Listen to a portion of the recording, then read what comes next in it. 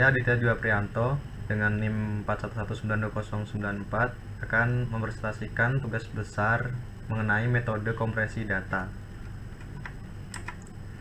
Metode kompresi data adalah proses pengurangan ukuran file data agar lebih efisien dalam proses menyimpan atau memindahkan file data dari yang seperti pada gambar 100 MB setelah dikompres menjadi 50 MB, contohnya seperti itu. Kemudian dalam proses kompresi data ini terdapat beberapa metode kompresi data, yaitu ada dictionary based dan juga ada statistical based. Dictionary based merupakan metode yang bekerja dengan mengganti kelompok simbol dalam data menjadi kode-kode yang panjang atau tertentu, dengan asumsi kode-kode tersebut secara umum lebih pendek dari kelompok simbol yang akan digantikan. Contohnya seperti label seatbelts. Dan yang kedua ada statistical base. Untuk statistical base sendiri melakukan kompresi dengan cara pendekatan yang berbeda. Simbol-simbol yang ada di encode satu persatu. Panjang dari kode output akan bervariasi tergantung dari probabilitas atau frekuensi pemunculan simbol.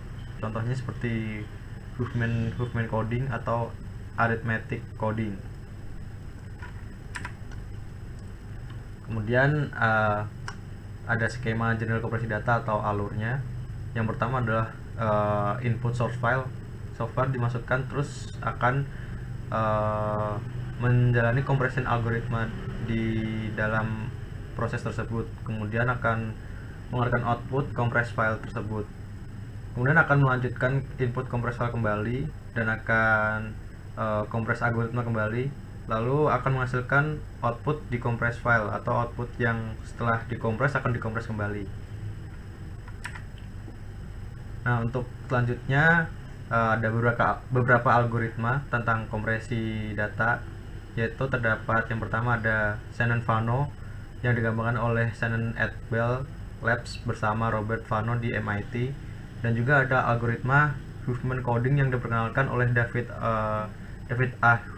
Huffman pada tahun 1952. Untuk algoritma Shannon-Fano yang dikembangkan oleh Shannon et al.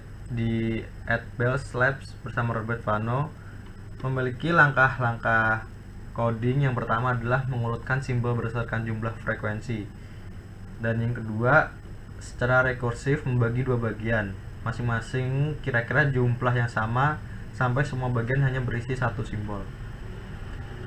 Untuk yang algoritma kedua adalah Huffman coding, yang pertama kali diperkenalkan oleh David A. Huffman itu pada tahun 1952,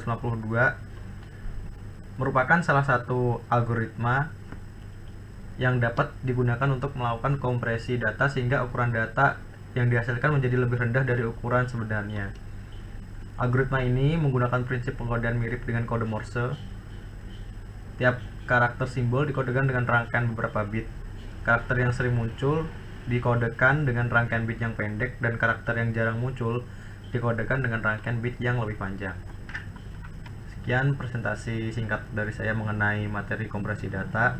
Kurang lebihnya saya mohon maaf. Terima kasih.